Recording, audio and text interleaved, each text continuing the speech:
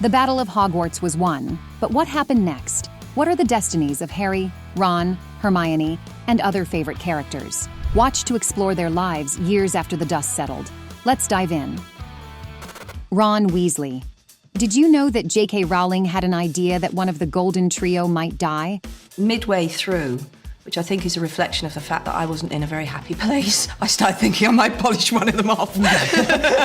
And the unlucky one could have been our favorite redhead. In my absolute heart of hearts, although I did seriously consider killing Ron. Thankfully, she changed her mind.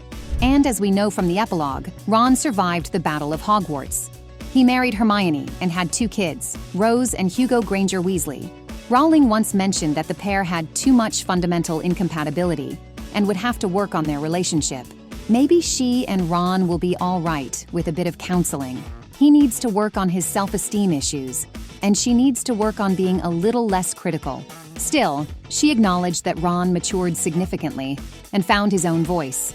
In the Cursed Child play, he is shown as the most laid-back parent of the trio. He brings laughter into the family and gives his children space.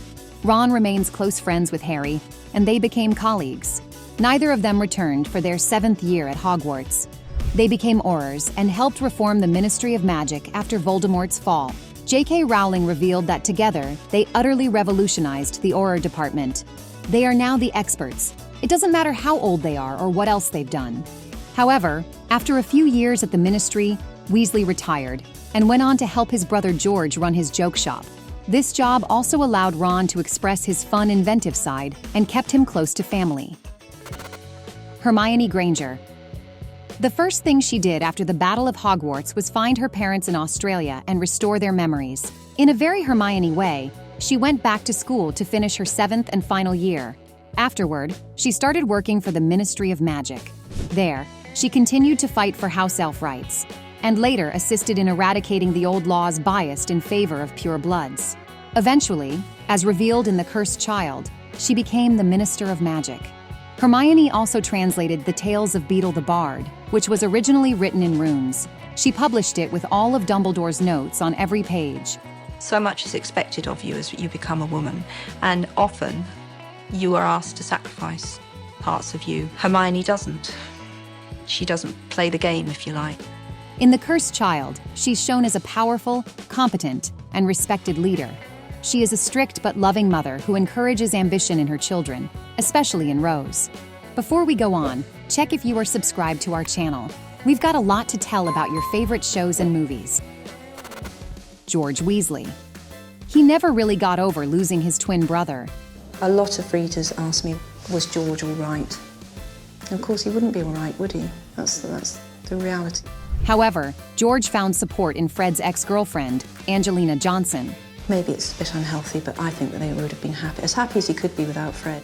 They eventually married and had 2 kids, a son who was named after his late uncle, and a daughter, Roxanne. George continued to run Weasley's Wizard Wheezes with Ron's help, and Rowling revealed that the joke shop became a tremendous money spinner. Percy Weasley. The rogue son eventually made amends with his parents and siblings. After the war, he returned to the Ministry. According to J.K. Rowling, Percy ended up as a high official under the new, improved ministry. He continued in his bureaucratic, rule-loving ways, though now on the right side of history. Percy married Audrey. Don't you think that's a very Percy-like wife's name? And they had 2 daughters, Molly and Lucy.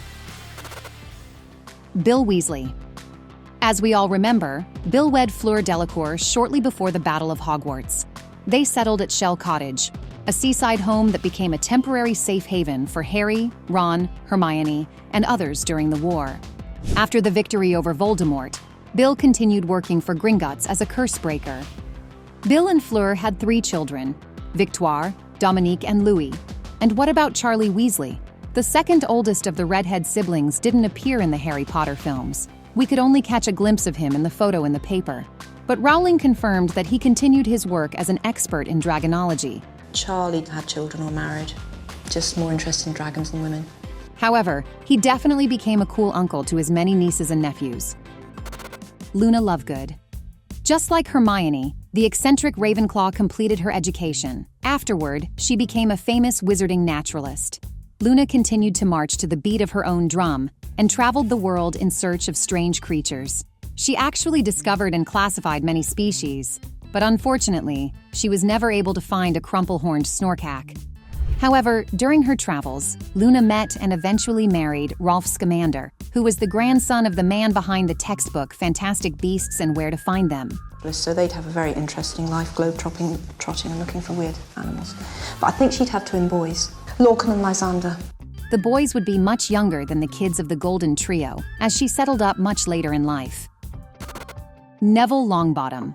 He fought bravely in the Battle of Hogwarts and became one of the unsung heroes of the war. That helped him grow more confident, though, and step into his potential as a skilled wizard. Neville's passion was always in herbology and magical plants, not in combat. His courage, loyalty, and kindness remained his defining traits. Rowling confirmed that after the war, he became a professor of herbology at Hogwarts. Neville became known for his expertise in magical plants and for helping to revitalize Hogwarts greenhouses. Later, he took Professor Sprout's place as the head of the department. An inspiring teacher, Neville was loved and respected by the students. And as one of the bravest Gryffindors who ever lived, he eventually became the head of Gryffindor House. Neville married Hannah Abbott, a Hufflepuff student from his year. She became the landlady of the Leaky Cauldron pub in London. J.K. Rowling mentioned they lived above the pub, but never revealed if the two had children.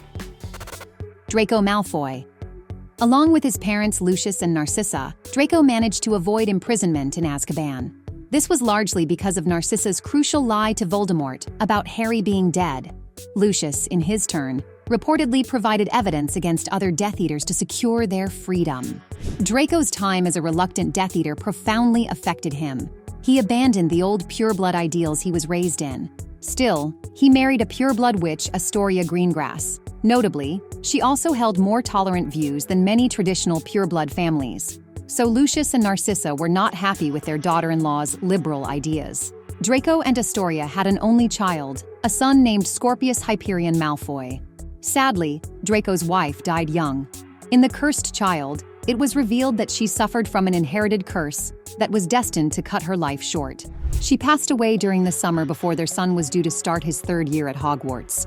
Draco was a devoted and loving father, and although he never really made amends with Harry, Malfoy didn't mind Scorpius's friendship with Albus Potter.